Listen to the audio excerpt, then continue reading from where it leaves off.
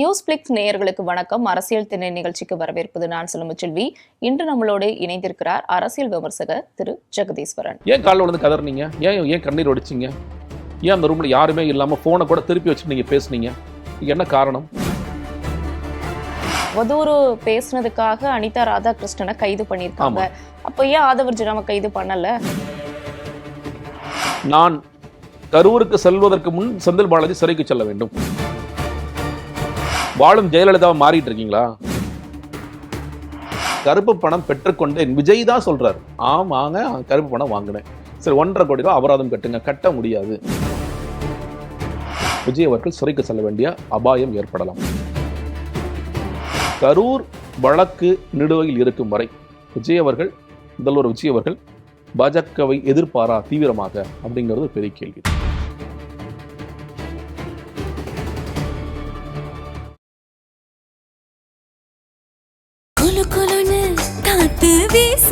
உங்கள் சத்யாவில் குளு குளு ஏசி ஆஃபர். டயா பூஸ்டர் சுகரை கண்ட்ரோல் பண்ணும், உங்க ஆரோக்கியத்தை மீட்டு தரும். சர்க்கரையை கட்டுப்படுத்துறதுக்கான எளிமையான வழிமுறை, இயற்கையான வழிமுறை. அனைத்து மருந்து கடைகளிலும் கிடைக்கும்.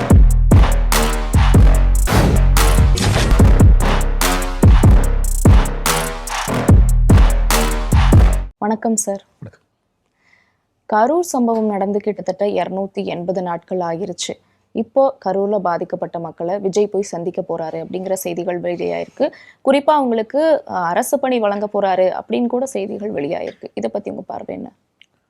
முதல்ல கரூர் சம்பவத்திற்கு பிறகு விஜய் அவர்கள் உடனடியாக சந்திப்பார் அப்படிதான் செய்திகள் சொல்லப்பட்டது. உடனடியாக சந்திக்கிறதுல அவருக்கு நிறைய சிக்கல்கள் இருக்கு, மறுபடியும் போன ஸ்டாம்பிங் நடக்கும் அப்படின்னு சில கதைகள்லாம் சொல்லி சொன்னாங்க. அதற்கு பிறகு உலக வரலாற்றிலே முதல் முறையாக பாதிக்கப்பட்ட குடும்பத்தினரை நீங்கள் நேரில் வந்து என்கிட்ட ஆறுதல் வாங்கிட்டு போங்க அப்படின்னு பார்த்த ஒரு வித்தியாசமான ஒரு நிகழ்வு நம்ம பார்த்தோம். மக்கள் வந்தாங்க, பார்த்தாங்க. அவங்களுக்கு இழப்பீடு தொகை கொடுக்கப்பட்டது. அதுவும் தகவலாக சொல்லப்பட்டது. காயமுற்றவர்களுக்கும் 1 லட்சம் ரூபாய் தாவேக சார்பில் கொடுக்கிறார்கள் சொல்லி சொன்னாங்க. அது நடந்ததா நடக்கலைங்கிறது தெரியாது. மரியவல்சன் அவர்கள் பாதிக்கப்பட்ட குடும்பம் மண்டலத்தை தத்தெடுத்துக்கிட்டாரு. அவங்களுக்கு மாதம் வந்து எஜுகேஷனல் ஹெல்ப், ஃபினான்ஷியல் அசிஸ்டன்ஸ் பண்ணுறாங்க அப்படின்னு ஒரு செய்திகளாக தகவலாக கசிந்தது. அதுவும் நடக்குதா நடக்கலைன்னு தெரியலை. இன்னும் எங்கள் குடும்பங்கள் அப்படின்னு சொல்லிட்டு ஆதவர்ஜனா ஒவ்வொரு முறையும் சொல்கிறார். அந்த குடும்பத்திற்கு இவர்கள் தொடர்ச்சியாக என்ன பண்ணுறாங்க அப்படிங்கிறது தெரியல. அந்த 20 லட்ச ரூபா கொடுத்தாங்கிறத அதேமாதிரி ஒரு பெண்மணி வந்து இதை ஏற்றுக்க முடியாதுன்னு சொல்லி திருப்பி அமைச்சாங்க. அது மட்டும் நமக்கு தெரியும். ஸோ இதுதான் நிகழ்வு. இதற்கு பிறகு இப்பொழுது ஜூலை 10, 11 முதல்வர் போறார் அப்படிங்கிற செய்தி இருக்கிறது. அவருக்கு முன்னாடி விஜயபாஸ்கர் அவர் 2 பேரும் இணைந்த அந்த மேடையில் ஆதவர்ஜனா சொல்கிறாரு, கரூரில் எங்களுக்கு ஒரு கணக்கு வழக்கு இருக்குது, நாங்கள் தீர்க்க வேண்டிய கணக்கு இருக்குது அப்படின்னு சொல்லி சொல்கிறார். காவல்துறை மூலமாக மக்களை கொன்று குவித்தார்கள். Exact statement. காவல்துறை மூலமாக மக்களை கொன்று குவித்தார்கள். நம்ம எல்லோருக்குமே வந்து கரூர் சம்பவம் நடந்த பிறகு நம்ம எல்லா மக்களும், அதாவது என்ன சொன்னால் தாவேக்கு ஆதரவாளர்கள் எல்லாருக்குமே ஒரே ஒரு கேள்வி மட்டும், இந்த கேள்வியில் எல்லாருக்கும் பெரிய மாறுபாடு இருக்காதுன்னு நினைக்கிறேன். ஒரு சிறிய அளவிற்காவது ஒரு பொறுப்புணர்வை விஜய் எடுத்துக்கொள்வார மாட்டாரா?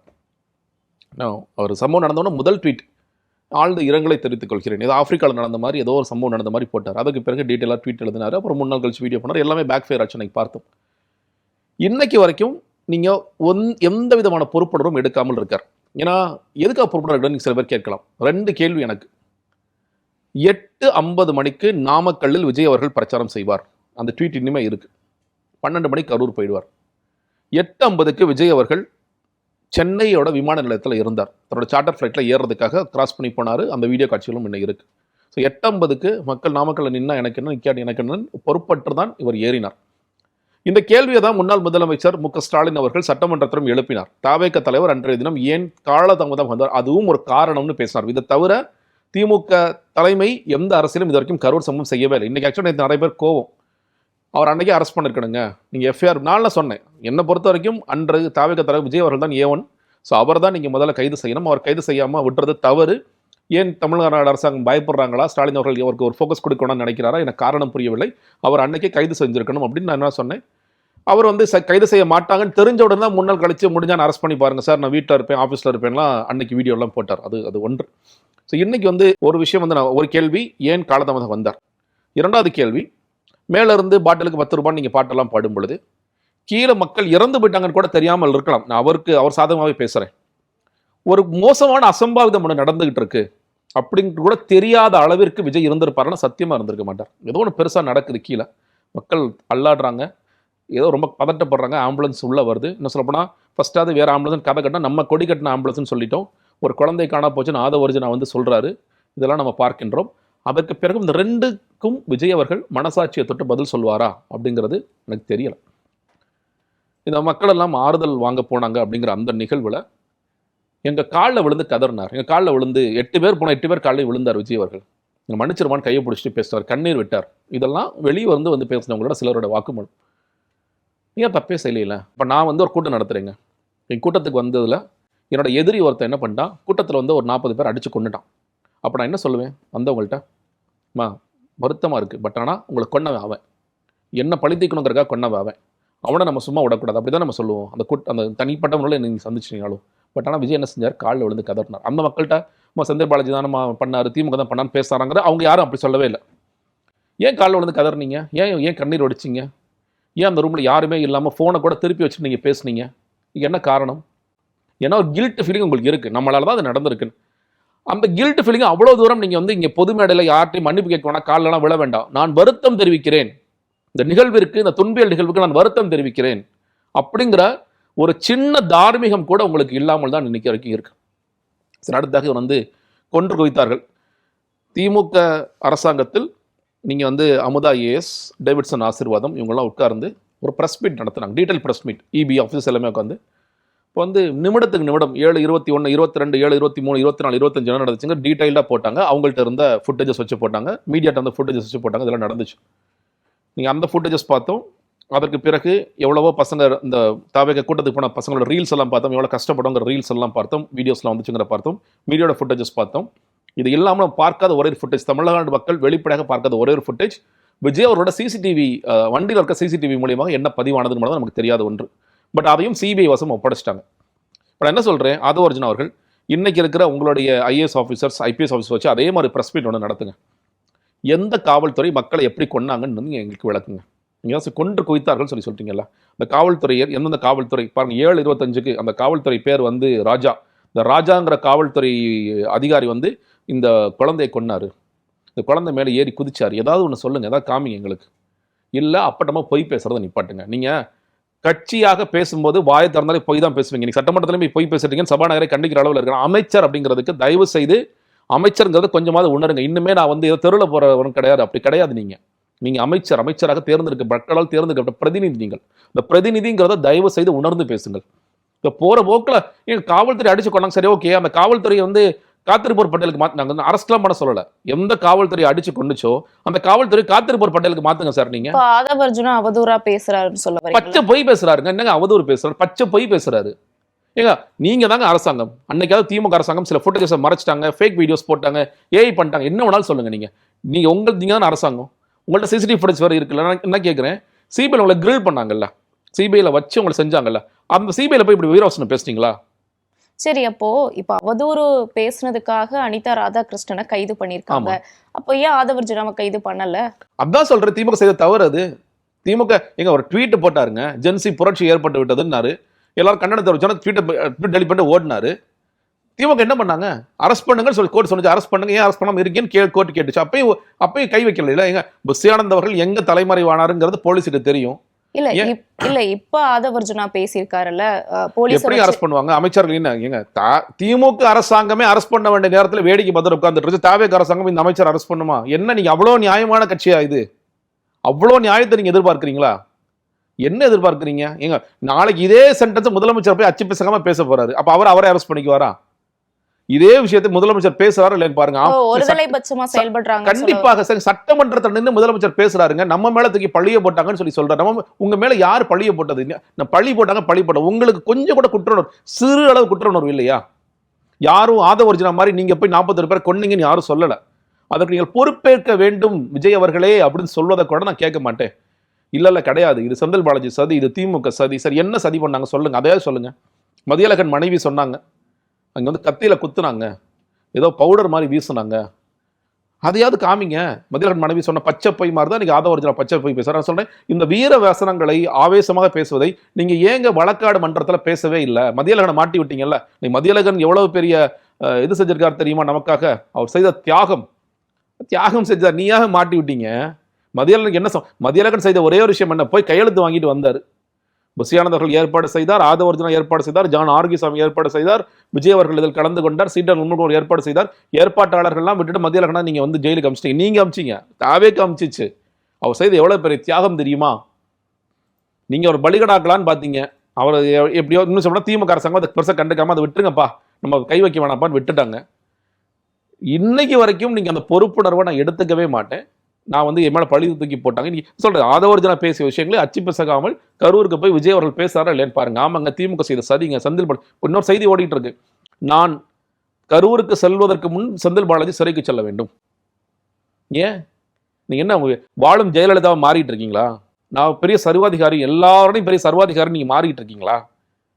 நீங்க அவதூறு வழக்கு நீங்க கேட்டீங்களா, அவதூறு வழக்குகளுக்கு ஜெயலலிதா கூட கைது பண்றது நிப்பாட்டாங்க. ஒரு காலத்துல பண்ணாங்க, ரொம்ப ஆடினாங்க, ஆடி ஆட்டம் என்னங்கிற மாதிரி ஆடினாங்க, மக்கள் அடிச்சு உட்கார வச்சாங்க அவங்கள. அதுக்கப்புறம் வந்து திருந்தினாங்க. எல்லோருக்கும் எல்லா அரசியல்வாதிகளும் நடந்திருக்கு. யாரெல்லாம் ஆடினாங்களோ அடிச்சு உட்கார வைப்பாங்க மக்கள். இன்னைக்கு திரும்பவும் அவதூறு வழக்குக்கு கோர்ட்டே சொல்லுது கைது பண்ணாதீங்க, அவங்க கோர்ட்ல போய் வாதாடுங்க, அவரை ப்ரொடியூஸ் பண்ணுங்க, அவர் வரட்டும், நீங்க அதுக்கு என்ன நடவடிக்கை எடுக்கணுமோ எடுங்க, ஃபைன் போடணும்னா ஃபைன் போடுங்க, மன்னிப்பு கேட்கணும்னா மன்னிப்பு கேட்குவாங்க. இதுதான் அவதூறு வழக்கு. அவதூறு வழக்கு இருக்கு நான் கைது செய்வேன் அப்படிங்கிறது பாசிசம். நீங்க சொன்னீங்கல்ல பாசிசம் பாயாசம் சொன்னீங்கல்ல, இதற்கு பேர் பாசிசம். உங்க மேல அவ தாங்கிக்க முடியல, உங்களால மக்கள் அவர் யாராவது ஏதாவது பேச உங்களால தாங்கிக்கவே முடியல, அப்படிதானே? அப்ப நீங்க என்ன பெரிய ஜனநாயகவாதின்னு நீங்க சொல்லிட்டு இருக்கீங்க?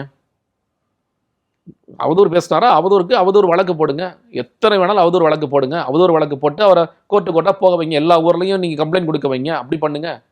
இன்னொரு பக்கம் விஜயோட கரூர் பயணத்துக்கு என்ன காரணமா சொல்லப்படுதுன்னா, அங்க இடைத்தேர்தல் வரப்போகுது, சோ அதன் காரணமா கூட போறாரோ அப்படின்னு கூட சொல்லப்படுது. நிச்சயமா இதுல என்ன போறாருன்னு சந்தேகம்லாம் வேண்டாங்க. அதாவது விஜய் அவர்கள் 2 தொகுதிகளில் வெற்றி பெற்றார். அவர் சொன்னார், என்ன சொன்னார்னா, இந்த 2 தொகுதியில் நமக்கு ரொம்ப ஸ்பெஷல், நம்மளுடைய சொந்த தொகுதிகள் இல்லையா, மாசம் இந்த 2 தொகுதிகளுக்கும் நான் வருவேன். வெற்றி பெற்ற பெரம்பூர் தொகுதிக்கு இன்னைக்கு வரைக்கும் நன்றி சொல்லக்கூட விஜய் அவர்கள் செல்லவில்லை, நன்றி சொல்லக்கூட. ஏன்னா அவர் வந்து 5 நாள் கடுமையாக வேலை செய்கிறார் அப்படின்னு ஒரு பிம்பம் இருக்குது. சனிஞாயிறு ஃப்ரீயாக தான் இருக்கார், அவர் கார்பரேட் லைஃப் வாழ்ந்துட்டு இருக்கார். 5 days வந்து நான் கார்பரேட் லைஃப், 2 days ரெஸ்ட்டுங்கிற மாதிரி வாழ்ந்துட்டு இருக்கார். இந்த 2 நாளில் ஒரு 1/2 மணி நேரத்தை ஒதுக்கி பெரம்பூரில் போய் அம்மா நன்றி, சனிக்கிழமை நைட்டு கூட ஞாயிற்றுக்கிழமை நைட்டு கூட போய் நன்றி சொல்லிட்டு வரலாம். அவர் சொல்கிறதுக்கு ரெடியாக இல்லை, ஏன்னா பெரம்பூர் மக்கள் ஜெயிக்க வச்சிட்டாங்க, அவங்க நான் ராஜினாமா பண்ணேன். ஆனால் திருச்சி கிழக்குக்கு நன்றி அறிவிப்பு கூட்டம் போய் அங்கேயும் அரசியல் நன்றிங்கிற வார்த்தையெல்லாம் சொல்லலை. ஏன் நான் போகிறேன்னா, இங்கே திருச்சி கிழக்கில் கன்ஃபார்மாக இடைத்தேர்தல் வருது, அந்த இடைத்தேர்தலை எனக்கு வாக்களித்த மாதிரி நீங்கள் என்னுடைய வேட்பாளருக்கு வாக்களிக்கணும் அப்படிங்கிறது மறைமுகமாக கேட்டு வந்துட்டார். இப்போ அடுத்ததாக சில தொகுதிகள் காலியாகிட்டு இருக்கு, அதிமுக தொடர்ச்சியாக அந்த வேலை பண்ணிட்டு இருக்காங்க. அப்போ கரூரில் விரைவாக தேர்தல் வரும், அந்த தேர்தலில் நாம் வெற்றி பெற வேண்டும், அதற்கு நம்ம இந்த நேரத்தில் போய் இதை பேசணும் அப்படிங்கிறத அவரோட அஜெண்டாவோட ஒர்க் பண்ணிட்டு இருக்காரு. ஸோ கன்ஃபார்மாக இதோட நிற்காது, மதுராந்தகம் போவார், பெருந்துறை போவார், நீங்கள் வந்து புதுக்கோட்டை ராளிமலை போவார், இந்த மாதிரி பல இடங்களுக்கும் ஒரு கூடிய விரைவில் செல்வார். தொடர்ச்சியா அதிமுக எம்எல்ஏக்கள் ராஜினாமா பண்ணிட்டு தாவேக்கால இணையறாங்க. நேத்து கூட சி.வி. சண்முகம் தாவேக்காவினரை சந்திச்சு ஒரு மீட்டிங் போட்டதா கூட செய்திகள் வெளியாயிருந்துச்சு. இந்த கவுண்டிங் இன்னும் அதிகமாயிட்டே தான் இருக்குமா? நிறைய பேர் சொல்றாங்க 12 வரைக்கும் இடைத்தேர்தல், 12 தொகுதிகள் இடைத்தேர்தல். ஒன்று திருச்சி கிழக்கு நமக்கு தெரியும், 11 பேர் ராஜினாமா பண்ணுவாங்க. இது வரைக்கும் 6 பேர் ராஜினாமா பண்ணுவாங்க, 11 பேர் வரைக்கும் ராஜினாமா பண்ணுவாங்க. பார்க்குறோம், கட்சி பொறுப்புகள் இருந்து எஸ்பி வேலுமணி, வீரமணி எல்லாருமே வந்து ராஜினாமா பண்ணுறாங்க. கட்சி பொறுப்புகள் எனக்கு வேண்டாம், நீங்கள் கொடுத்த பொறுப்பு நாங்கள் ஏற்றுக்க தயாரா இல்லை அப்படிங்கிறாங்க. தொடர்ச்சியாக பேசிகிட்டே இருக்கிறாங்க. இன்னைக்கு வந்து விஜயபாஸ்கர் வந்து என்ன முயற்சி பண்ணாரு, விஜய் அவர்கள் முன்னிலையில் இணைய வேண்டும், நான் சனிக்கிழமை கோஷ்டி கிடையாதுப்பா, சனிக்கிழமை மாதிரி பனையூரை உடச்சிடலாம், நான் வரமாட்டேன், நான் ரொம்ப ஸ்பெஷலான ஆள், என்கிட்ட நிறைய காசு இருக்குது, காசை வச்சு பல பேரை நான் கூட்டிகிட்டு வந்து இங்கே இணைய வைப்பேன் அப்படின்னு முயற்சி பண்ணார். இன்றைக்கி வரைக்கும் விஜய் அவர்களை பார்க்க முடியல. இப்போ அவர் என்னன்னா, அவர் போய் ஒருவேளை இன்னைக்கு விஜயோட சந்திக்கிறாருன்னு ஒரு செய்தி ஓடிட்டு இருக்கு.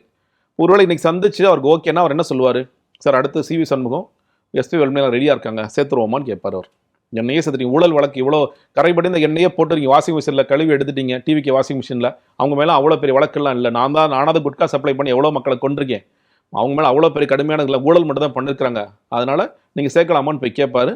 அதை ஒருவேளை விஜய் அவர்கள் சரின்னு சம்மதிச்சிட்டார் அப்படின்னா அவங்களும் வந்துருவாங்க. ஆனா காங்கிரஸ் தரப்புல இருந்து என்ன சொல்லப்படுதுன்னா, இந்த அதிமுகவை உடைக்கிறதுக்கு காரணம் பாஜக தான், தாவேக்கா கிடையாது, தாவேக்கா ஒரு தூய சக்தி அப்படின்னு சொல்றாங்க. இல்லைங்க, பாஜக இதுல என்னங்க ரோல் பிளே பண்ணுது?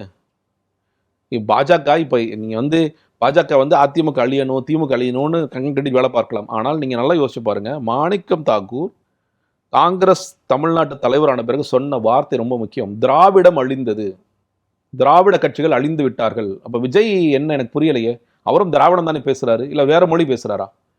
அப்போ உங்களுக்கு இன்னுமே அந்த ஆணவம் திமிரு இருக்குல்ல, திராவிடத்தை நாங்கள் அழித்து விட்டோம். இப்போ திராவிடத்தை அழித்தது நீங்கன்னா அப்போ பாஜக பற்றி நீங்கள் எப்படி நீங்கள் பேசுறீங்கன்னு புரியலையே. அப்போ உங்களுக்கும் பாஜகவுக்கும் நோக்கம் ஒன்று தானே, திமுக அதிமுக அழிச்சிடணும், நம்ம கட்சிகளே இருக்கக்கூடாதுன்னு தானே ஒரு இடத்துக்கு போறீங்க. தாவேக்கு மட்டும் இருந்தால், தமிழக வெற்றி கழகம் மட்டும் இருந்தால் போதும் நீங்கள் ஒரு இடத்துக்கு வரீங்கல்ல. அப்போ சும்மா பாஜக நீங்கள் பாஜக செய்யலாங்க, பாஜகவுக்கு அந்த நோக்கம் இருக்கு, அழிஞ்சா சந்தோஷப்படுவாங்க, அதனால மாற்றம் இல்லை. ஆனால் இன்னைக்கு ரீப்ளேஸ் பண்ணிட்டு அந்த இடத்துல பாஜக வருமானா பாஜகவும் வராது. இன்னைக்கு அவங்களுக்கு ப்ராக்சியா வந்து சில இடங்களில் தாவேக்க செயல்படுது, சில இடங்கள்ல பல இடங்களில் செயல்படுது. இன்னைக்கு காவிரி தண்ணீர் வரல, காவிரி இதில் வந்து கூட்டம் போட்டதில் என்ன சொன்னாங்க, 40 TMC தண்ணீரை திறந்து விடுங்கள். யாராவது டிபேட் பண்ணுறாங்களா இதை? ஏங்க, ஒரு பக்கம் தமிழ்நாட்டு விவசாயிகள் தண்ணீர் இல்லாமல் கஷ்டப்பட்டுட்டு இருக்காங்க, என்னென்ன நடக்க போகுதுன்னு தெரியல, வறட்சி அவ்வளோ வறட்சியாக போயிட்டு இருக்கு.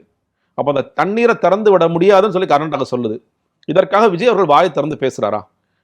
நீர்வளத்துறை அமைச்சர் ஒருத்தர் இருக்கார் புஷியானந்த், அவருக்கு தெரியுமா அட்லீஸ்ட், ஓ காவேரியா அந்த சீரியல் நான் பார்த்ததே இல்லையம்பார் அவர்.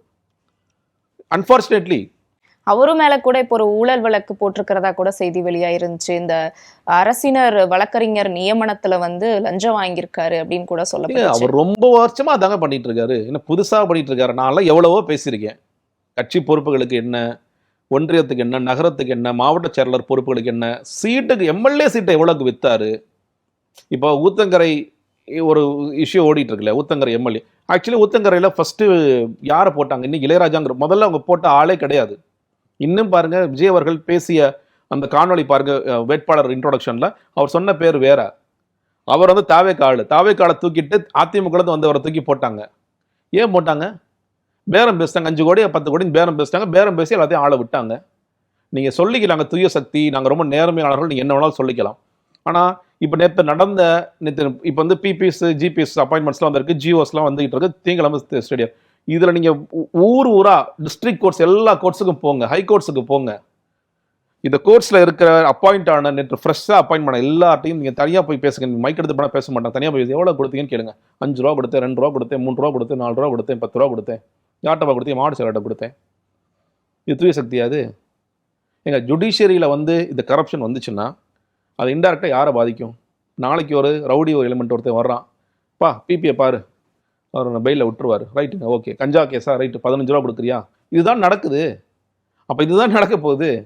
அப்போ என்ன பெரிய தூய சக்தி நீங்கள் கதை விட்டுட்டு இருக்கீங்க? ஆனா புஷியானந்த் ஒரு மேடையில என்ன சொன்னாருன்னா, என் கூட வந்து சிலர் போட்டோ எடுத்துக்கிறாங்க, அவங்க பாதிக்கப்பட்டவங்ககிட்ட அல்லது வேலை வேணுங்கிறவங்ககிட்ட காசு வாங்கிட்டு ஏமாத்துறாங்க, அதுக்கு தாவேக்கா பொறுப்பேற்க முடியுமா? டிஸ்க்ளைமர் போட்டு வைக்கிறாருங்க, அவ்வளவுதானே.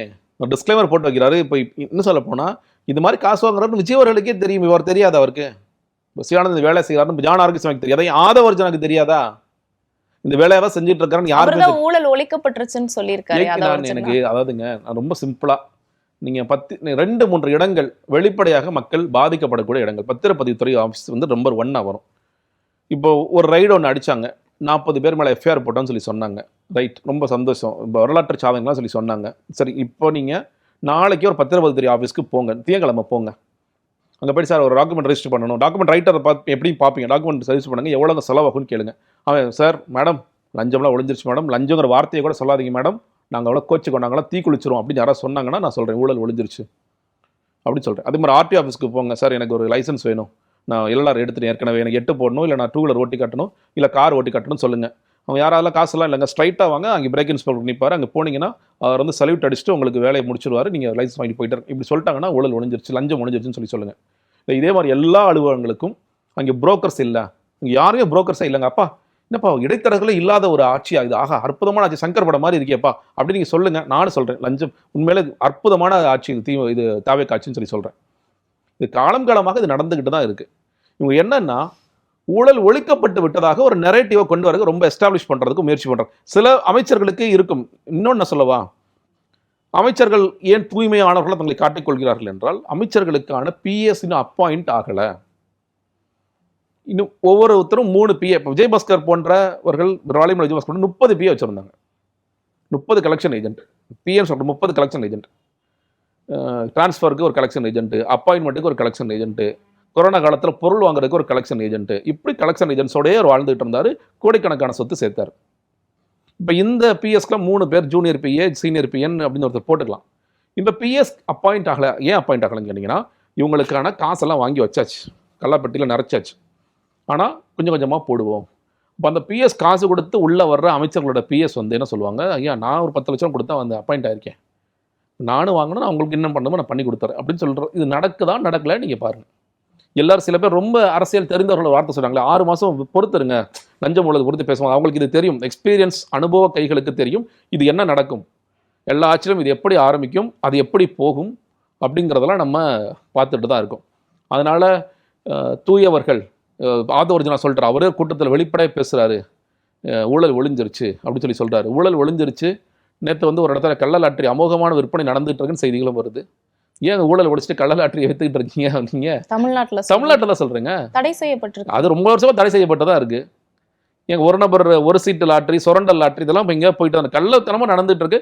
கைது பண்ணாட்டி விட்டுருவாங்க. கோயம்புத்தூர்ல நடக்குது.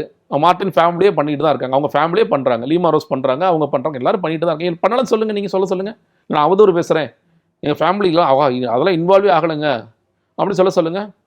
கேரளாலேருந்து லாட்ரி வருது, அஸ்ஸாம்லேருந்து லாட்ரி வருது, எல்லா இடத்துல லாட்ரி வந்துட்டு இருக்கு. இது ஜரூராக நடக்குதுன்னு சில இடங்களில் செய்திகள் வந்துட்டு இருக்கு. அதை நீங்கள் தடுக்கிற என்ன பண்ண போறீங்க? அப்போ ஒட்டுமொத்தமாக நீங்கள் இன்னொன்றுங்க, ஊழலை ஒழிக்கணும்னா ஒருவரோட பார்வை எப்படி இருக்கணும்னா, ஐயோ கரப்டட் மினிஸ்டர் நோ என்ட்ரி அப்படி தான் சொல்லணும். நீங்கள் விஜயபாஸ்கர்கள் 2 பேரை சேர்ப்பு நீங்கள் பாருங்களேன். அதாவது ஊழல்ங்கிறது ஒன்றுங்க, சொத்து குவிப்பு வழக்கு அப்படிங்கிறதெல்லாம் ஒன்று. குட்கா கேஸில் இங்கே ஒரு பக்கம் சுகாதாரத்துறை அமைச்சராக இருந்துக்கிட்டு நீங்கள் என்ன பண்ணுறீங்க? குட்கா வித்துக்கிட்டு இருக்கீங்க. நீங்கள் டைரி பிடிப்பட்ட டைரியில் மாதம் 14 லட்சம் ரூபா சிவிபி விஜயபாஸ்கருக்கு போயிட்டு இருக்குன்னு எழுதி வச்சிருக்காங்க. அவங்க மாதம் கமிஷனர் ஜார்ஜ் இவ்வளோ காசு, டிஜிபி இவ்வளோ காசு எல்லாம் எழுதி வச்சுருக்கீங்க. ஒரு சுகாதாரத்துறை அமைச்சராக இருந்துக்கிட்டு மக்களோட சுகாதாரம் எப்படி நாசமாக போனாலும் பரவாயில்ல, விஜயபாஸ்கர் குவாரிகள் நடத்துகிறார். அந்த குவாரிகளுக்கு டிவிகே பிரபு வந்து ரைடுக்கு போவாரா? சார் அவர் நிறைய குவாரியில் முறைகேடாக பண்ணிகிட்டு இருக்காங்க சார், போங்க. இல்லீகல் அப்பாயின்மெண்ட்ஸ்லாம் நிறைய காசு வாங்கினாரு, பொருட்கள் கொள்முதல காசு வாங்கினாரு, டிவிஎஸ்சி கம்ப்ளைண்ட் இருக்கு, கேஸ் நடந்துகிட்டு இருக்கு. ஸோ இவர் மேலேயும் ஒரு மனைவி மேலேயும் சொத்து குவிப்பு வழக்கு இருக்கு. இது இந்த விஜயபாஸ்கர், கரூர் விஜயபாஸ்கர் 100 கோடி ரூபாய்க்கு போலி பத்திரம் தயார் செய்தார் ஒரு இடத்தை ஆக்கிரமிக்கிறதுக்காக. ஓடினார், ஊரா ஓடினார், துரத்திட்டு போய் பிடிச்சிட்டு வந்தாங்க. பெங்களூருக்கு அரெஸ்ட் பண்ணி திருச்சி கொண்டு வந்தாங்க. அவர் இன்னைக்கு தூய சக்தியில் இணைஞ்சதுனால தூய சக்தியை மாறிடுவாரா?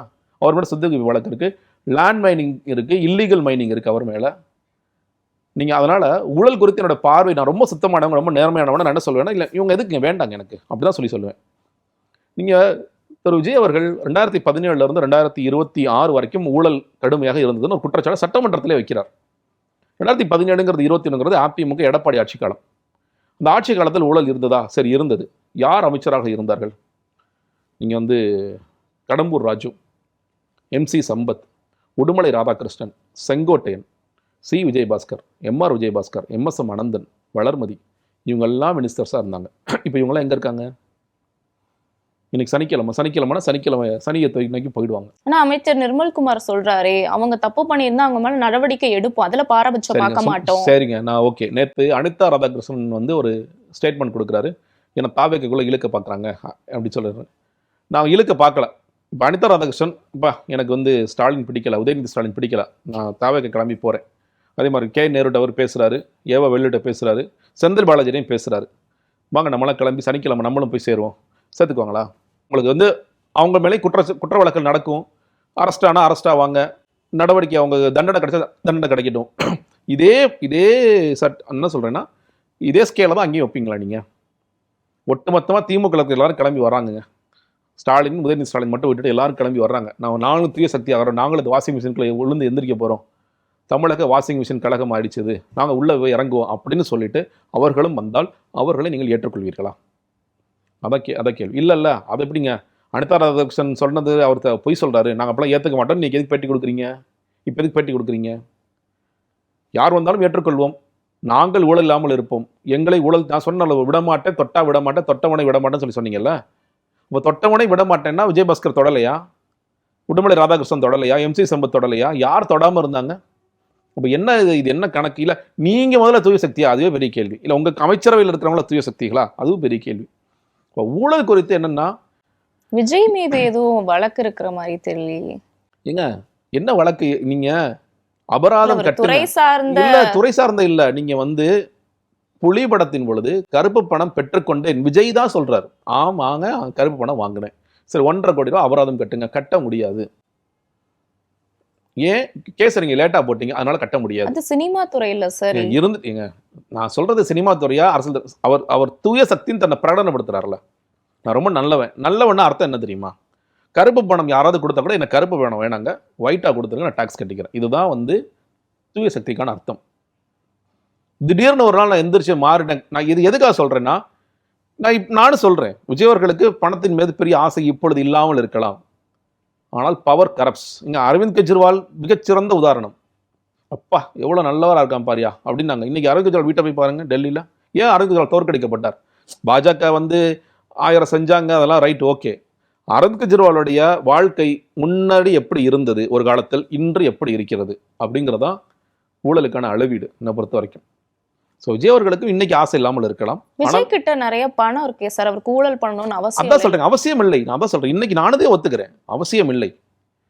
பட் ஆனா நான் தூய சக்தி தான், நான் ஆரம்பத்திலே தூய சக்தி தான் அப்படின்னு நீங்க சொல்லாதீங்க. நான் சொல்றேன், இன்னைக்கு நானும் சொல்றேன், இன்னைக்கு உங்களுக்கு ஆசையே இல்லை, வேண்டாம், நம்ம எதையா பணம், நம்ம அவ்வளவு பணம் வச்சிருக்கோம், நமக்கு இந்த பணத்தை வாங்கி என்ன பண்ண போறோம் அப்படின்னு நீங்க சொல்லலாம்.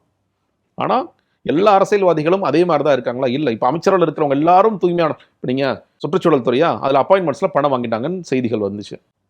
அப்போ இந்த மாதிரி நிறைய செய்திகள் தொடர்ச்சியாக வந்துட்டு தான் இருக்கு. இப்போ டாஸ்மாக்ல 10 ரூபான்னு சொல்லி பாட்டெல்லாம் பண்ணாரு. சில இடங்களில் 20 ரூபா வாங்குறாங்கன்னு செய்திகள் வருது. இதே அமைச்சர் பையன் சொல்றாரு 10 ரூபா வாங்கி தான் ஆகணும், ஏன்னா இங்கே வந்து கரண்ட் பில்லு கட்ட வேண்டியது இருக்குது, ஸ்டோரேஜ் ஸ்பேஸ் வேணும், அதனால அவங்க வாங்கி அதெல்லாம் சமாளிச்சுட்டு இருந்திருக்காங்க. இந்த விஷயத்துல நீங்கள் சொல்லியிருக்கணும், 10 ரூபான்னு பாட்டெல்லாம் பண்ணீங்க. நீங்கள் இந்த டெய்லி போய் பேக் எடுத்துகிட்டு போய் இந்த 10 ரூபா வாங்கிட்டியா எல்லாத்தையும் இந்த பேக்கில் கொட்டு, நான் போய் செந்தில் பாலாஜிட்ட கொடுக்கணும், செந்தில் பாலாஜி எடுத்துகிட்டு கொண்டு போய் ஸ்டாலின் வீட்டில் கொடுப்பார் அப்படின்னு தானே நம்மளாம் நினச்சிட்டு இருந்தோம். அப்படியே கதை ஓட்டிட்டு இருந்தீங்க. அப்போது இதில் வந்து எவ்வளோ இருக்குங்கிறத பாருங்கள். அப்போது ஊழல் இல்லாமல் நாங்கள் இருக்கோம் அப்படிங்கிறது ஒரு நெரேட்டிவாக செட் பண்ண விரும்புகிறாங்க. தாவேக்கு ஆட்கள் அதை நம்பலாம், தாவேக்கோட தொண்டர்கள் எங்களுக்கு எதை பற்றியும் கவலை இல்லை, எனக்கு விஜய் அவர்கள் மட்டும்தான் அப்படின்னு நினைக்கிறவங்க நம்பலாம், பார்க்கலாம். ஆனால் நடுநிலையாக வாக்களித்தவர்களுக்கெல்லாம் நேற்று ஒரு அயற்சி ஏற்பட்டுருச்சு. மிக குறிப்பாக விஜயபாஸ்கர்கள் 2 பேர் வந்ததில் பெரிய அயற்சி. தாவேக்கோட தொண்டர் ஒருத்தர் எழுதுறார், விஜயோட முகத்திற்காகத்தான் இந்த 35% வாக்களும் வந்ததான் நீங்களாம் சொன்னீங்க. விஜயோட முகத்தை விட விஜயபாஸ்கரின் முகம் இப்பொழுது தேவையா? விஜயோட முகத்தை விட கரூர் விஜயபாஸ்கரின் முகம் நமக்கு தேவையா அப்படின்னு ஒரு கேள்வி எழுப்புறார் தாவேக்க தொண்டர். நான் இல்லை, நான் என்னைக்குமே விஜய் அவர்களை வந்து தூயசக்தின்னு நான் ஏற்றுக்கிட்டதே கிடையாது. தூயசக்தின்னு ஏற்றுக்கொண்ட ஒரு தம்பி கேட்குறாரு, அந்த தம்பிக்கு நீங்கள் என்ன பதில் சொல்லுவீங்க? இந்த கேள்வி எல்லார் மனசுல இருக்கும்ல. தாவேக்கா என்னப்பா நமக்காக நம்ம இவ்வளோ கஷ்டப்பட்டோம், நீ ஒழுங்கா நம்ம ஆட்சி செஞ்சாலே போதுமேப்பா, நம்ம வந்து இதே தக்க வைக்கலாமே, ஒழுங்கா நம்ம கூட்டணி கட்சியில் வேற இப்போ நம்ம பொன்னாடி நிற்கிறாங்க, நம்ம இன்னும் நல்லா வலுவாக தானே இருக்கோம், எதுக்காக மறுபடியும் இந்த மாதிரி ஆட்களை தூக்குறீங்க, நீங்க சேர்க்குறீங்க அப்படின்னு ஒரு கேள்வி இருக்கு. நீங்க தொடக்கத்தை பேசும்போது சொன்னீங்க கரூர் சம்பவத்துல விஜய் A1 குற்றவாளியா இருக்காரு அப்படின்ட்டு. குற்றவாளி இருக்கணும்னு சொன்னேன், குற்றவாளியா சேர்க்கவே இல்லையே அவர்தான். புரியுது. ஒருவேளை குற்றவாளியா இருக்கிறாரு அப்படிங்கிற பட்சத்துக்கு சிறைக்கு போக வாய்ப்பு இருக்கா விஜய்? இல்லைங்க, அதாவது A1 சேர்ப்பாங்களான்னு தெரியாது. நீங்கள் இந்த வழக்கோட விசாரணை தீவிரப்படுத்தப்பட்டது 3 நாட்கள் விஜய் அவர்கள் விசாரிக்கப்பட்டார், 7 மணி நேரம், 21 மணி நேரம். அப்போ சில செய்திகளாக கசிந்தது. நம்ம இப்போ கேட்ட இதே கேள்வி தான், ஏன் காலத்தாமதம் வந்தீங்க? அந்த கேள்விகளுக்கு விஜய் என்ன பதில் சொன்னார் நமக்கு தெரியல. காலத்தாமதம் வந்தது ஏன், உங்களுக்கு நடந்தது தெரியுமா தெரியாதா? ஏன்னா அவங்கள்ட்ட ஃபுட்டேஜஸ் இனிமேல் அதிகமாக இருக்குல்ல, அந்த கேள்விகள்லாம் கேட்டிருப்பாங்க. விஜய் பெயரும் குற்றப்பத்திரிகையில் சேர்க்கப்படலாம் அப்படிங்கிற செய்திகளும் ஓடிச்சு. விஜய் பேரும், ஏன்னா சாட்சி விசாரணை தான் பிரச்சனைலாம் சொல்லிட்டு இருந்தாங்க, அவர் பேரும் சேர்க்கப்படலாம். அப்படி எனக்கு இன்னொன்று என்னென்னா, இந்த வழக்கு ஆரம்பித்த வேகம் என்பது உண்மையிலேயே வந்து சிபிஐ இதை நியாயமாக விசாரிக்க போகிறாங்க போல இருக்கு. ஏன்னா கோர்ட்டு பார்வையில் இருக்குது, ஜட்ஜ் எல்லாம் போட்டிருக்காங்க. அப்போ ரொம்ப நியாயமாக மாதம் என்ன நடக்குதுங்க அப்டேட்லாம் போகும்னு நினச்சோம். ஆனால் இந்த விசாரணை ஆரம்பிச்சு நீங்கள் சொன்னீங்க 280 நாட்கள் ஆயிடுச்ச சம்பவம் நடந்து, இன்றைக்கு வரைக்கும் இந்த விசாரணை எந்த கட்டத்தை இருக்காங்க, எந்த கட்டத்தையும் வெட்டலை. இன்னொன்று பாஜகவிற்கு ஆனால் பார்வை என்னவாக இருக்கிறது, விஜய் அவர்கள் குறித்த பார்வை இன்னைக்கு என்னவா இருக்குது? இப்போ நமக்கு ஒன்றும் பெரிய சிக்கல் இல்லை. தமிழ்நாட்டு முன்னாடி திமுக ஏதாவது காட்சி மட்டும் கத்திட்டே இருப்பாங்க, நம்ம எதிர்த்து ஏதாவது பேசுவாங்க. இன்றைக்கி பாருங்கள், பாஜக பற்றி எந்த பேச்சில் நம்ம பீஸ்ஃபுல்லாக இருக்கும். நமக்கு வந்து மாநில உரிமை குறித்தும் தாவேக்க பெருசாக அவர்களும் கண்டுக்கிறது இல்லை. அவங்க வந்து தேசிய கீதம் நம்ம என்னென்ன நினச்சோமோ நம்ம சொல்ல வரது செஞ்சுட்ருக்கோம். அப்போ நம்ம எதுக்கு விஜய் அவர்களை பெருசாக கை வைக்கணும்? விட்டுறலான்னு கூட விடலாம், இந்த வழக்கு அந்த திசையை நோக்கி கூட போகலாம். ஒருவேளை மிக நியாயமாக தீர்ப்பு வந்துச்சு அப்படின்னா விஜய் அவர்கள் சிறைக்கு செல்ல வேண்டிய அபாயம் ஏற்படலாம். ஒருவேளை நியாயமாக நடந்தால், ஏன்னா என்னை பொறுத்த வரைக்கும் அவர் போட்ட நீதி வெல்லுங்கிற இடத்துல தான் நானும் பேசுகிறேன். ஒருவேளை ஒரு சிறைக்கு போனால் அடுத்த முதல்வர் யாரா இருப்பா தெரியலங்க. ஏன்னா A2வாக இவர் இந்த வழக்கில் ஏற்கனவே ஆதவ அர்ஜுனாவும் இருக்கின்றார். தமிழ்நாடு வரலாற்று காட்சிகளெல்லாம் பார்த்துருக்கு. அதே மாதிரியான சில வரலாற்று காட்சிகளை பார்த்தாலும் ஆச்சரியப்படுவதற்கு இல்லை. அவர் கூட இருக்கிறவங்க யார் வேணாலும் ஆகலை, என்ன வேணாலும் நடக்கலாம். நிதித்துறை அமைச்சர் மேல இப்போ பரபரப்பான ஒரு குற்றச்சாட்டு போயிட்டு இருக்கு. அவங்களோட மனைவி வீட்டுக்குள்ள புகுந்து அடிச்சதாகவும் அந்த வீடியோ வைரலானதாகவும் இப்போ புதுச்சேரி நீதிமன்றத்துல ஆஜராக சொல்லி நோட்டீஸ் அனுப்பிச்சிருக்காங்க.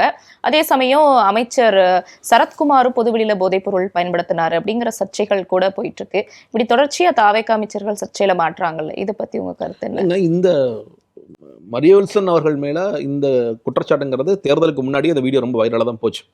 பட் கேஸாக இன்றைக்கி போயிட்டுருக்கு அப்படிங்கிறத நம்ம பார்க்கின்றோம்.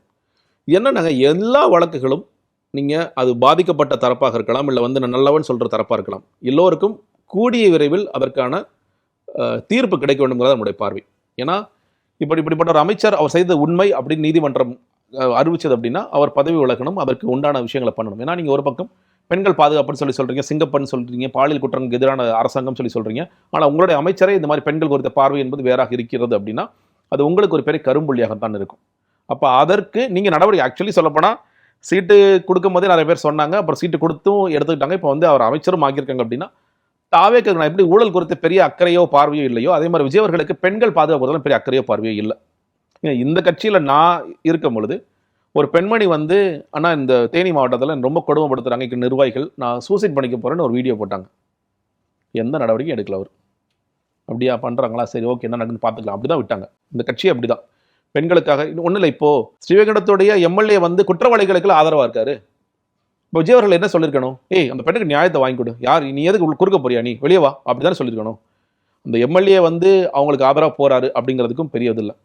கிட்டத்தட்ட பொள்ளாச்சி பாலியல் சம்பவம் மாதிரி சேலத்தில் ஒரு பெரிய சம்பவம் நடந்திருக்கு. நீங்கள் பாருங்கள், அதில் எவ்வளோ தீப்பற்றி எரிந்தது.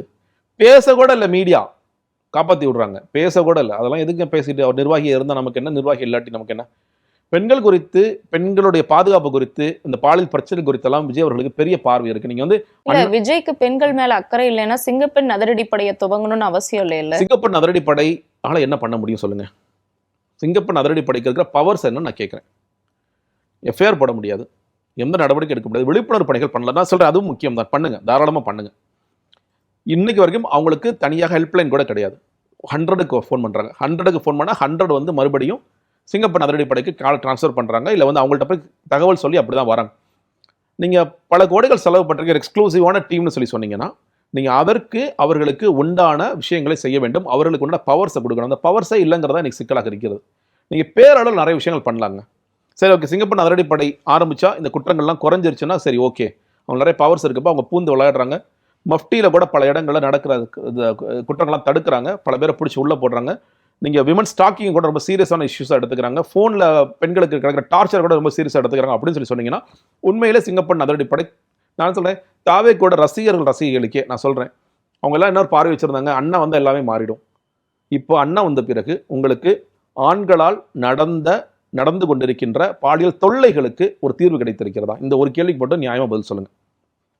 இன்னைக்கு நிறைய விதத்தில் டார்ச்சர் இருக்குங்க, உங்களுக்கு தெரியும், நிறைய விதத்தில் டார்ச்சர் இருக்குது. நீங்கள் வீதியில் போனாலே ஒருத்தர் எப்படி பார்க்குறாங்கிறது பிரச்சனை இருக்குது. ஃபோனில் உங்கள் ஃபோன் நம்பர் கிடச்சுன்னா உங்களுக்கு எப்படி மோசமான மெசேஜஸ் அனுப்புறான்னு பார்க்குறோம், டெக்ஸ்ட் எப்படி பண்ணுறாங்கிறத பார்க்குறோம். நிறைய பிரச்சனைகள் நிறைய தொழில். இவங்களாம் என்ன நினச்சாங்கன்னா இது எல்லாமே இல்லாமல் பண்ணிடுவார், அண்ணா வந்தால் எல்லாமே மாறிடும், எல்லாத்துக்கும் அண்ணா ஒரு பெரிய தீர்வு கொண்டு வர போகிறார் அப்படின்லாம் பெருசாக நினச்சாங்க. என்ன தீர்வு உங்களுக்கு கிடைச்சிருக்கு அப்படிங்கிறது ஒரு கேள்வி. பாலியல் குற்றங்கள் முன்னை விட அதிகமாக வந்திருக்கிறது அப்படிங்கிறது உண்மையிலேயே வெட்கி தலைகுடி. நீங்கள் என்ன பிரச்சனைன்னு கேட்டிங்கன்னா, நீங்கள் எல்லாவற்றையும் அரசியலோட தொடர்புபடுத்தலே பெரிய ஆபத்து. விஜய் அவர்கள் அதை செஞ்சார். திமுக நடந்த குற்றங்களுக்கு திமுக தலைவர் தான் காரணம், நேரடியாக குற்றச்சாட்டு சொன்னார். இன்னைக்கு அதுதான் அவருக்கு பேக்ஃபயர் ஆகுது. அப்போ உங்கள் ஆட்சியில் நடக்கிற குற்றங்களுக்கு நீங்கள் தான் காரணம். இப்போ இன்னைக்கு என்ன சொல்கிறாரு, தனி மனித ஒழுக்கம் முக்கியம், நம்மளாம் பாதுகாப்பாக இருக்கணும், இப்படி இந்த ட்ராக்கே மாற்றுறார். அதான் நான் அட்வைஸ் பண்ணுறாரு. உண்மையில் என்ன சொல்லியிருக்கணும், நான் வந்துட்டேன், கவலைப்படாதீங்க, இனிமேல் ஒருத்தன் தப்பிக்க முடியாது, ஒருத்தன் உங்களை சீண்ட முடியாது, ஒருத்தன் உங்களை பார்க்க முடியாது, இப்படி தானே சொல்லியிருக்கணும். ஆனால் தனி மனித ஒழுக்கம் முக்கியம், எல்லாரும் வந்து இப்படி நடந்துக்குங்க, அப்படி நடந்துக்குங்க, அப்படிதானே சொல்லிட்டு இருக்காரு, அட்வைஸ் தானே பண்ணிட்டு இருக்காரு. பெண்கள் மீது நடக்கக்கூடிய பாலியல் வன்கொடுமை மட்டும் இல்லாம இந்த 1 மாத காலத்துல 10க்கும் மேற்பட்ட ஆணவ படுகொலைகள் நடந்திருக்கதாகவும் செய்திகள் வெளியாயிருக்கு. இல்லைங்க, நீங்க அதான் சொல்றேன் இல்லையா, இத்தனைக்கும் விசிகா கூட அதுல இருக்காங்க. இப்போ கொடூரமான ஒரு ஆணவ படுகொலை நடந்துச்சுங்கிறத பார்க்கின்றோம். விசிகாவும் என்ன பண்றாங்க, இல்ல உங்க தனி சட்டம் கொண்டு வாங்கன்னு தனி சட்டம் சொல்றாங்க. நான் இந்த ஸ்பெசிஃபிக்கான இன்சிடென்ட் கேட்கிறேன், இந்த ஸ்பெசிஃபிக்கான இன்சிடென்ட்டுக்கு விசிகோட எதிர்வினை என்ன? அமைச்சர்கள் இருக்கிற பேசாம அமைதியா இருக்கும்னு சொல்லி சொல்றாங்களா, ட்வீட் போட்டு முடிஞ்சு போச்சா? இல்ல ஒரு சட்டமன்றத்துல பேசினாரே வன்னியரசு தனி சட்டம். இல்லைங்க, நான் சொல்றேன், இப்போ இப்படி உங்கள்ட்ட கேள்வி கேட்கிறேன். ஒருவேளை விசிக தாவேக்கு அமைச்சரவையில் இல்லாமல் திமுக கூட்டணி தொடர்ந்துருந்தா இப்படிதான் ஹேண்டில் பண்ணிருப்பாங்களா? அதுதான் என்னோட கேள்வி. நீங்கள் எந்த அமைச்சரவையில் இருக்கீங்க, எங்கே இருக்கீங்கிறது முக்கியம் இல்லை, யாருக்காக இருக்கிறீங்க தான் முக்கியம். நான் நிற்பது தலித் மக்களுக்காக. ஒரு ஆணவ படுகொலையில் வந்து அவங்களுக்கு அந்த குடும்பம் நடந்துருந்துச்சுன்னா அப்போ அதை எதிர்த்து நான் போராடுவேன். ஒரு ஆக்டிவிஸ்ட் மோடில் நான் போராடுவேன். அதற்குண்டான நியாயத்தை பெற்றுக் கொடுப்பேன், அதற்குண்டான நீதியை பெற்றுக் கொடுப்பேன் தான் நீங்கள் சொல்லணும். இல்லை அது வந்து நான் சட்டமன்றத்தில் பேசிட்டேன், அண்ணன் ட்வீட் போட்டார், அண்ணனே பல இடங்களை கண்டிச்சிட்டாரு அப்படிங்கிறது இருக்கக்கூடாது. நீங்கள் அந்த வீரியத்தை தான் காட்டணும். நீங்கள் நான் சொல்கிறேன், திமுக இருக்கும்போதும் தோழமை சொல்றதுக்கு ஏன் பண்ணுறீங்கன்னு இந்த விமர்சனம் எழுந்தது. இன்னைக்கு அதை விட மோசமாக அமைச்சர்கள் இருக்கிறனால பேசாமல் இருக்கீங்களா விமர்சனம் எழுதுன்னு நான் சொல்கிறேன். நீங்கள் யாருக்காக நிற்கிறீர்கள் என்பது மிக மிக முக்கியம். ஆணவ படுகொலைக்கு தனிச்சட்டம் இயற்றி ஆக வேண்டும் அப்படிங்கிறது எல்லாருடைய குரலாகவும் இருக்கிறது. ஏற்கனவே கமிஷன் போட்டாங்க, அந்த கமிஷன் வந்து அவங்களுடைய இதெல்லாம் ரெடி பண்ணி வச்சிருக்காங்க, ரிப்போர்ட்ஸ் எல்லாம். அப்போ அதை கொண்டு வந்து தனிச்சட்டம் இயற்றுவதுதான் சரியாக இருக்கும். மிக விரைவில் இயற்ற வேண்டிய அவசியம் இருக்கிறது. இன்னொன்று, இது தொடர்ச்சியாக இது நடக்குதுன்னா அதற்கு நாம் என்ன செய்யணும்? இப்போ ஒன்றும் இல்லை, திமுக ஆட்சி காலத்தில் நீதியரசர் சந்துரு தலைமையில் பள்ளிக்கூடங்களுக்கு போய் ஆய்வெல்லாம் பண்ணிட்டு, இந்த கயிறுகள் கட்டாதீங்க, ஜாதி கயிறுகள் கட்டாதீங்க, நெற்றியில் வைக்கிற அந்த அடையாளங்களை பண்ணாதீங்க, அதாவது ஆசிரியர் சங்கங்களே வந்து ஜாதிய சங்கங்களால செயல்படுது, இதெல்லாம் சொல்லி சொன்னாங்கல்ல. அது மேலே திமுக என்ன பெரிய நடவடிக்கை எடுத்தாங்கன்னு எனக்கு தெரியல. இந்த மாதிரி நடவடிக்கைகளை தாவேக்கா இதை எப்படி பார்க்குறாங்க, அதை எடுக்கிறாங்க. ஏன் தென் மாவட்டங்களில் இந்த மாதிரி நிறைய ஆணவ படுகொலைகள் நடக்குது, ஏன் வந்து ஜாதிய கொலைகள் நடக்குது, இதற்கெல்லாம் என்ன தீர்வு? இப்போ IAS IPS மாநாடெல்லாம் போட்டார், இதற்கு என்ன தீர்வு, என்ன மாற்று அப்படிங்கிறதையும் சேர்த்து செய்ய வேண்டிய ஒரு அவசியம் இருக்கின்றது. இன்னொன்று நீங்கள் சொன்னதில்ல, பெண்கள் பாதுகாப்பில் நீங்கள் யாருன்னே தெரியாத பெண்கள் ஒரு பக்கம், எனக்கு தெரிந்த பெண்களுக்கு நடக்கிற கொடுமைகளுக்கே நான் பேசாமல் தானே இருக்கேன். அதானே பிரச்சனை. நான் தான் சொல்கிறேன், உங்களோட தாவேக்க நிர்வாகி, தாவேக்க பெண் தோழி இல்லை பெண் ஒருத்தர் இருக்காங்கன்னா அவங்களுக்கு நடக்கிற கொடுமைகளுக்கே நான் கண்ணை மூடிட்டு இருக்கேன், அது எனக்கு பற்றி கவலை இல்லை அப்படின்னு சொல்வதன் மூலியமாக அவர் என்ன காட்டுறாருன்னா, எனக்கு ஊழல் குறித்து பெரிய அக்கறை இல்லாத மாதிரி பெண்கள் பாதுகாப்பு குறித்து எனக்கு அக்கறை இல்லை. நீங்கள் வாய்க்கிலேயே பேசலாங்க, நீங்கள் வந்து சபதம்லாம் போடலாம், சமரசமே கிடையாது, நான் அவ்வளோதான் காலி பண்ணிடுவேன், நீங்கள் எல்லாம் சொல்லலாம். அந்த செயல்பாட்டுக்கு காட்டலை அப்படின்னா மக்கள் உங்களை எப்படி நம்புவார்கள், எப்படி ஏற்றுக்கொள்ள? இப்போ வாக்களித்த பெண்களே யோசிப்பாங்களா, யோசிக்க மாட்டாங்களா? ஒரு கொடுமை நடக்கும்போது என்ன அண்ணாச்சியில் கூட இப்படி நடக்குது, நம்ம திமுக தான் அதற்கெல்லாம் காரணம் நினைச்சிட்டு இருந்தோம், திமுக காரணம் இல்லை போல இருக்கு. தாவேக்கா தொண்டர்கள் அவநம்பிக்கையில் இருக்காங்கன்னு சொல்ல வரீங்களா? தாவேக்கா இது மாதிரியான சம்பவங்கள் நடக்கும்போது அவநம்பிக்கை வருமா வராதா? இப்போ ஸ்ரீவைகுண்டத்தில் இருக்கிற மற்ற பெண் உறுப்பினர்களுக்கு இந்த அவநம்பிக்கை வருமா வராதா? அவங்களுக்கு தெரியும்ல, ஸ்ரீவைகுண்ட MLA சரவணன் யார் பக்கம் நிற்கின்றார், ஏங்க அவர் பக்கம் நிற்கிறாரு, அண்ணா என்ன சொன்னாரு, அண்ணாக்கு இது தெரிஞ்சுதான் நடக்குது அப்படின்னு ஒரு கேள்வி அவங்களுக்குள்ள மனசுக்குள்ள போகும்ல. அப்போ அந்த ஒரு அவநம்பிக்கை வருமா வராதான்? நிச்சயமா வரத்தான் செய்யும். அதே சமயம் பார்த்துருப்பீங்க, 100 நாள் வேலை திட்டத்தோட பேரை மாத்திருக்காங்க. அது மட்டும் இல்லாம 40% வரைக்கும் மாநில அரசுகள் வந்து நிதி கொடுக்கணும் அப்படிங்கிற மாதிரி கட்டாயப்படுத்தியிருக்காங்க. இதுக்கு விஜய் அவர்களும் எதிர்ப்பு தெரிவிச்சு ஒரு கடிதம் ஒன்று எழுதியிருக்காரு. இருந்தாலுமே இந்த விஷயம் இப்போ பெரிய பூதாகரமா மாறி இருக்கு. இல்லைங்க, அதான் சொல்றேன், நீங்க கடிதம் எழுதுவது, கடமையாக செய்வது இதெல்லாம் சரி, இதை எதிர்த்து எவ்வளோ வீரியமாக நீங்கள் பேசுறீங்க. இப்போ திமுக இந்த விஷயத்தை இப்படி தான் ஹேண்டில் பண்ணியிருப்பாங்களா? இது நீ பாருங்களேன், தான் சொல்கிறேன், நீங்கள் பாஜக செய்கின்ற அநியாயங்கள் குறித்து, அக்கறை பிரச்சனைகள் குறித்து நாம் கடந்த 40 நாட்களில் பேசுகிறதே இல்லை. நீங்கள் நம்ம மாநில உரிமைகள் சார்ந்த விஷயங்கள் நம்ம பேசுகிறதே இல்லை. அதெல்லாம் ஏதோ ஒரு கடந்து வந்துட்டு நம்ம பேசுறதுல என்ன தெரியுமா? குதிரை பேரம் நடந்ததா, அவதூறு வழக்கில் யார் கைதானார்கள், சனிக்கிழமை யார் கொண்டு போய் சேர்ந்தாங்க, அதிமுக எத்தனை பேர் ஓடி வந்தாங்க, அதிமுக நாளைக்கு ஏதாவது சட்டமன்ற உறுப்பினர் ராஜினாமா பண்ணுவாரா, சபாநாயகர் அதை ஏற்றுக்குவாரா, எந்த தொகுதி காலியானுச்சு, இதை தான் நம்ம பேசிகிட்டு இருக்கோம். இந்த திட்டத்தில் 40% கடுமையான நிதிச்சுமையில் இருக்கிறோம் நாங்கள், அப்போ நாங்கள் செய்ய முடியாது அப்படின்னு அவர் என்ன சொன்னார்? மீனவர்களுக்கு ஒரு பிரச்சனைனா பக்காவான பாதுகாப்பு கொடுப்பேன் அப்படின்னாரு. பக்காவான பாதுகாப்பு. இப்போ ஒரு மீனவர் கைது நடந்துச்சு, என்ன பண்ணார்? கடிதம் எழுதினார். இதுதானே இப்போ திமுக செஞ்சாங்க. ஒரு ஒன்றிய அரசாங்கத்தை எதிர்த்து இதுதானே பண்ண முடியும். அவங்களாவது ஒன்றிய அரசுன்னு போட்டாங்க, நீங்கள் லெட்டரில் மத்திய அரசுன்னு மாற்றிக்கிட்டீங்க, இந்திய அரசு கூட மாற்றிக்கிட்டீங்க. அதையும் நீங்கள் அதை செய்யவும் பயப்படுறீங்க நீங்கள். ஆனால் பேசுறது கொள்கை எதிரி அப்படி சொல்லி பேசுனீங்க. அப்போது நீங்கள் வீரியமாக அதை எதிர்க்காமல் நீங்கள் போனீங்கன்னா நீங்கள் வந்து கிட்டத்தட்ட பிஜேபி ரூலிங் ஸ்டேட்ஸில் நடக்கிற மாதிரி தான் இங்கேயும் நடக்கும். நான் பிஜேபி ரூலிங் ஸ்டேட்ஸை இப்போ எதிர்க்கக்கூடியவர்களாக இருந்தார்கள். ஆனால் விஜய் தரப்புல இருந்து எதுக்கெடுத்தாலும் திமுக மாதிரி சண்டை போட முடியாது, நாங்கள் சுமூகமாக இருந்து காரியம் சாதிப்போம் சொல்கிறாங்க. சுமூகமாக இருந்து 40% அவங்களே கட்ட சொல்லுங்க. சுமூகம் சார், நான் வாய் முடிட்டே இருக்கேன்ல சார், எனக்கு ஒரு 40% தள்ளுபடி பண்ணக்கூடாதுன்னு கேளுங்க. நான் உங்களுக்கு ஏதாவது பேசுகிறேன்னா, தெய்வமே உங்களை ஏதாவது எதிர்க்கிற தெய்வமே அப்படின்னு சொல்லி பேசுங்க. வேறு என்ன சொல்கிறது உங்கள்ட? ஏன்னா நான் என் காவிரியில் தண்ணீர் வரல, நீங்கள் மேகதாது அணை விவகாரம் சம்பந்தமாக நடுநிலை வகிக்க வேண்டிய மத்திய அரசாங்கம் கர்நாடக ஆதரவு செயல்படுது, அது ஓட்டு போடுது, மெஜாரிட்டிகளுக்கு மேகதாது கட்டுன்னு சொல்லி சொல்லுது. நீங்கள் இப்போ என்ன பண்ணணும்? கோர்ட்டுக்கு போய் நடுநிலை வைக்க வேண்டிய மத்திய அரசாங்க உறுப்பினர் எப்படிங்க அவர் ஓட்டு போறாருன்னு சொல்லி கேட்கணுமா கேட்கணும்? நீங்கள் அதை கோர்ட்டு கொண்டு போகணுமா இல்லையா? மக்கள் மத்தியில் அட்லீஸ்ட் எக்ஸ்போஸ் பண்ணணுமா இல்லையா? எதுவுமே பண்ணலையே. மேகதாதுல என்ன நடக்குதுன்னே தெரியலையே. அவர் பூமி பூஜையை போட்டு அடுத்த வேலைகளை பார்க்கணும்னு சிவகுமார் துடிக்கிறாருங்க. அவர் எனக்கு நான் ஒரு லெகசி விட்டுட்டு போறேன் பாரு, அவரோட ஆட்சி காலத்தில் இப்படி இருந்தாலும் என்னோட ஆட்சி காலத்தில் DK சிவகுமார் செய்த சாதனைகள் என்ன, மேகதாது அணை அவர் தான் கட்டினார் அப்படின்னு ஒரு வரலாற்றில் பதிவு செய்யணும்னு ஒரு வேலை பார்த்துட்டு இருக்காரு. நீங்கள் அதை எதிர்த்து என்ன பண்ணுறீங்க? சட்ட போராட்டத்தை என்ன ஆரம்பிச்சிருக்கணும், லீகலாக என்ன பண்ணணுங்க? நீங்கள் இதுக்கு பெருசாக போராடலாம் முடியாது. நீங்கள் நின்று போராட்டம் என்ன பெருசாக ஆக போகுது? லீகலாக நீங்கள் என்ன செஞ்சீங்கிற கேள்வி இருக்குது. இந்த திட்டம், இந்த பேர் மாற்றப்பட்டது, இன்னும் சொல்லப்போனால் அந்த பேர் மாற்றுறதுக்கு காங்கிரஸ் போராடினாங்களா பார்த்தீங்களா? நாங்கள் தொடர்ச்சியாக போராடுவோம், ஒரே ஒரு நாள் போராடினாங்க, அப்புறம் படுத்து தூங்கிட்டாங்க. காந்தி பேர் போனதை பற்றி கூட காங்கிரஸ் கவலை இல்லை. ஐயோ விஜய்க்கு ஒரு ஆபத்துனா நாங்கள் ஓடணும், ஐயோ விஜய் சாருக்கு ஆபத்தா, வாங்கப்பா எல்லாரும் வேட்டி சட்டையை கட்டிட்டு போகலாம் அப்படி தான் இருக்காங்க அவங்க. காந்தி ஒரு ஆபத்துனா அதை பற்றி எங்களுக்கு கவலையே இல்லை. சரி, இது நிதிச்சுமை இவ்வளோ இருக்கிறது, காங்கிரஸ் இறங்கி போராட வேண்டியதானே? தாவேக்கு அரசாங்கங்க போராட முடியாது. சரி, இவங்க வீதிக்கு வந்து கூட்டணி கட்சியாக இருக்கவர்கள் இறங்கி போராட வேண்டியதானே? நாட்டை ஸ்தம்பிக்க வைக்க வேண்டியதானே? நாடு முழுக்க இருக்கீங்கல்ல, 40% ஏன் மாநில அரசாங்கத்தோட தலையில் இப்படி சுமத்துறீங்க, நிதியை சுமக்குறீங்க? இதனால அவங்க கொடுக்காம போனாங்கன்னா 100 நாள் வேலை வாய்ப்புங்கிறதே அடி வாங்குமே, சாதாரண மக்கள் பாதிக்கப்படுவார்களே அப்படின்னு இறங்கி பேச வேண்டியதானே? என்ன பண்றது காங்கிரஸ்? இருங்க விஜய் அவர்களுக்கு ஏதாவது பிரச்சனை நான் போய் பார்த்துட்டு வந்துடுறேன் தானே இருக்கீங்க நீங்க.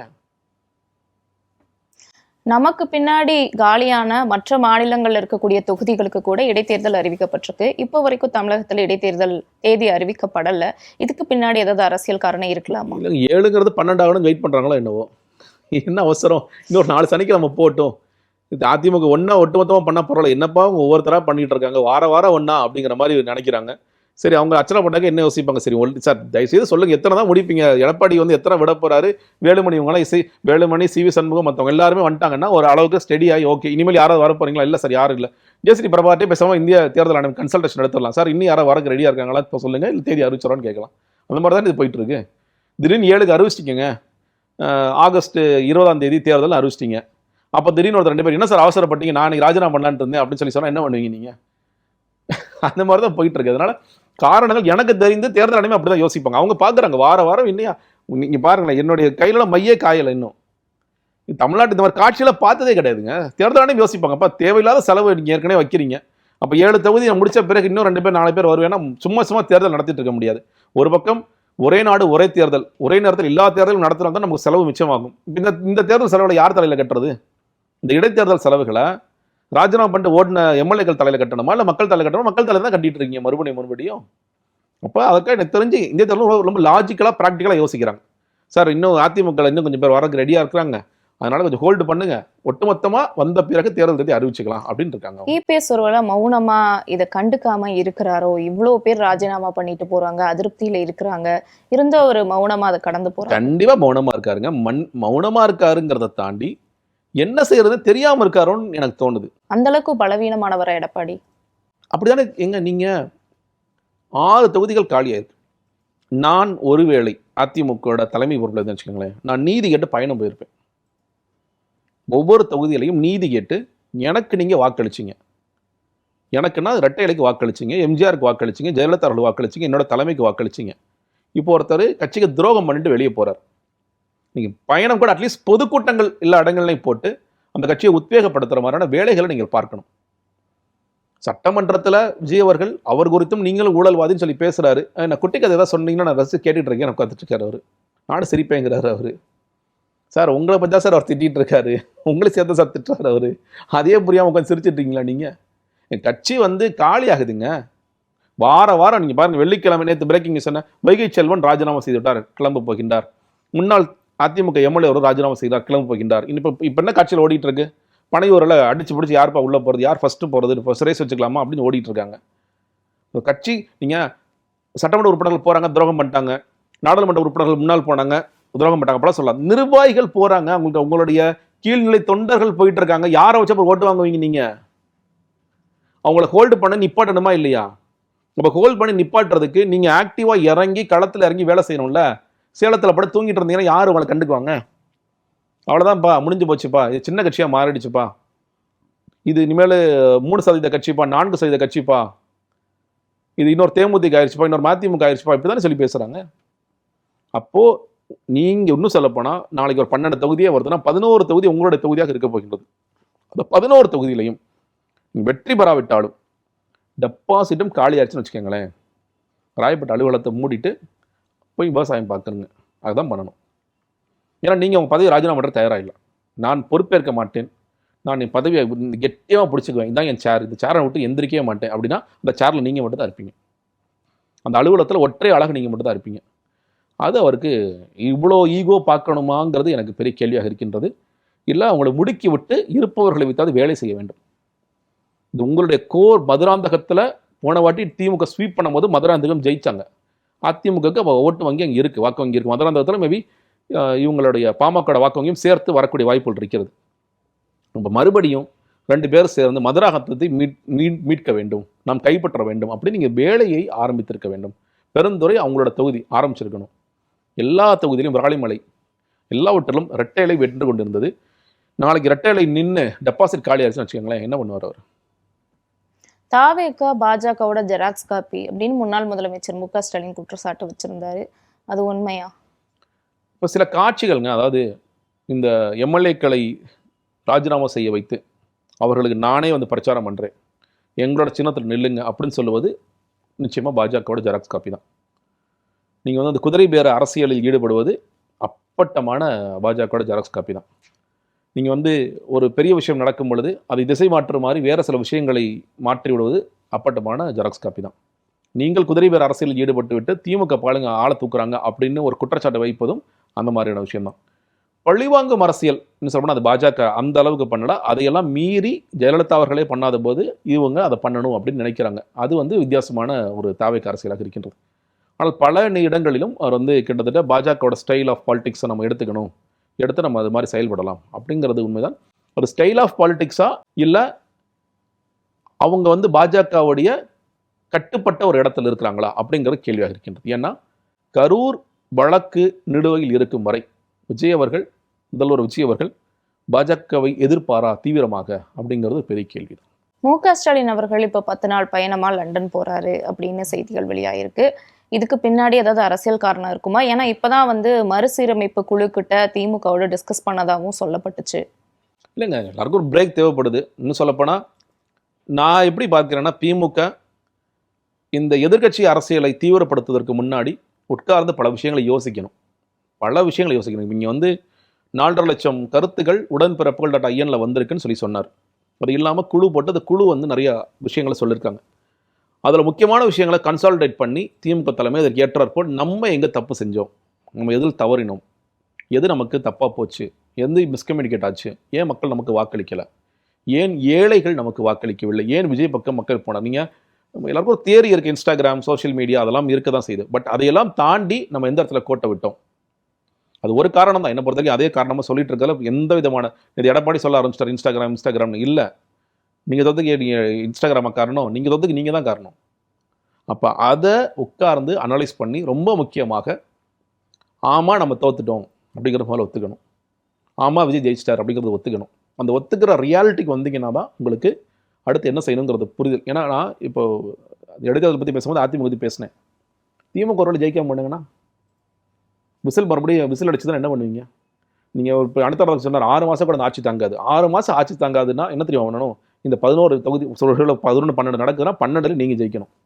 ஆட்டோமேட்டிக் ஆட்சி கலையும். 12 நீங்கள் ஜெயிச்சிருங்க. அப்பா மக்கள் அன்றைக்கி தப்பு செஞ்சாங்கப்பா, அன்றைக்கி சரியாக்கிட்டாங்கப்பா, ஆட்சி தானாக கலையுங்க. ஓடி போன கூட்டங்கட்சிகள் தேடி வருவாங்க, ஆட்சியை கலைச்சிடலாம். அவங்களே ஒரு முடிவுக்கு வருவாங்க. மக்களே உங்கள் பின்னாடி தான் நிற்கிறாங்க, ஸ்டாலின் சார் வாங்க நம்ம ஆட்சியை கலைச்சிடலான்ட்டு மக்களே ஏற்றுக்குவாங்க. இவ்வளோ பெரிய ஆதரவு மக்கள்கிட்ட இருக்குது. அப்போ அதற்கு உண்டான வேலைகளை செய்ய வேண்டும் என்றால் நீங்கள் எதிர்க்கட்சி அரசு ரொம்ப தீவிரப்படுத்துகிறோம், அந்த போராட்டத்தை கையில் எடுக்கிறோம், நீங்கள் செய்த தவறுகளில் எதை திருத்திக் கொள்ள வேண்டும் அப்படிங்கிறத அதை முதல்ல ஆய்வுக்கு உட்படுத்துங்க. அதுதான் முக்கியம். முன்னாள் முதலமைச்சர் இருந்த ஸ்டாலின் அவர்களுக்கு முதல்வர் பதவி போயிருச்சு, ரொம்ப டிப்ரெஷனா இருக்காரு, அதனாலதான் லண்டனுக்கு சுற்றுலா பயணமா போறாரு அப்படின்னு சிலர் கமெண்ட் பண்றாங்களே. இல்லைங்க, இதுல என்னங்க இருக்கு? டிப்ரெஷன் இருக்கு, டிப்ரெஷன் இல்லை. அவர் இன்னைக்கு முதலமைச்சராக இல்லை, அவருக்கு வந்து எம்எல்ஏவும் அவர் கடமைகள் இல்லை, கட்சி தலைவராக தன்னோட கடமையை பார்த்துட்டு தான் இருக்காரு. ஒரு பிரேக் எடுத்துட்டு போறதுல என்ன தப்பு? எல்லாருமே போறதுல என்ன தப்பு? ஆட்சியில் இருக்கோ நம்ம போக முடியாது, ஆட்சியில் இல்லாத போது போகிறது ஒரு பிரேக் எடுக்கிறீங்கன்னா அதாவது ஒரு சிக்கல் என்ன தெரியுமா? அரசியல்வாதிக்கு ஏற்கனவே குடும்ப குட்டி இருக்கக்கூடாதுன்னு நம்மளை எதிர்பார்க்கிறோம். அவன் 24 மணி நேரம் எனக்காகவே இருக்கணும். ஒரு பக்கம் அவனை திட்டுறோம், ஊழல்வாதிங்கிற எல்லாம் பண்ணுறோம். ஆனால் ஒரு பிரச்சனைனா அரசியல்வாதி தான் முதல்ல ஃபோன் பண்ணுறோம். உனக்கு எதுக்கு தூக்கம்னு நினைக்கிறோம் நம்ம. நீ எதுக்கு தூங்குற? நீ அரசியல்வாதி தானே சொல்லி நினைக்கிறோம். அந்த அரசியல்வாதிக்கு தனிப்பட்ட ஒரு வாழ்க்கை என்பது இருக்கக்கூடாதுன்னு நம்மளாம் நினைக்கிறோம். அப்போ அவர் ஒரு தனிப்பட்ட வாழ்க்கை எனக்கு இருக்குப்பா, நான் ஒரு 10 நாள் போய் நான் இருந்துட்டு வரேன், குடும்பத்தோட கழிச்சிட்டு வரேன் அப்படின்னு சொல்கிறதுல உங்களுக்கு என்ன சிக்கல், என்ன பிரச்சனை? போயிட்டு வரட்டுமே. ஆனாலும் ஒரு ஏதாவது பேசிட்டு தான் இருப்பாங்க. அவர் வந்து சேமிச்ச பணத்தெல்லாம் போய் இன்வெஸ்ட் பண்ண போறாரு, அவர் போறாரு, அவர் பையன் போறாரு, அங்கே போறாங்க, இங்கே போறாங்க, இதெல்லாம் பேசிகிட்டே தான் இருப்பாங்க. அதெல்லாம் ஏதோ ஒரு பிரேக் எடுக்கணும்னு நினைக்கிறீங்களா, பிரேக் எடுத்துட்டு வாங்க. பிரேக் எடுத்துட்டு ஃப்ரெஷ்ஷாக வாங்க. வந்து கட்சியில் என்ன மாற்றங்களை செய்ய வேண்டுமோ அந்த மாற்றங்களை செய்யுங்க. அப்படி தான் நான் எதிர்பார்க்குறேன். ரொம்ப நன்றி. நாங்கள் கேட்ட கேள்விகளுக்கு அழகா பொறுமையாக பதில் சொன்னீங்க.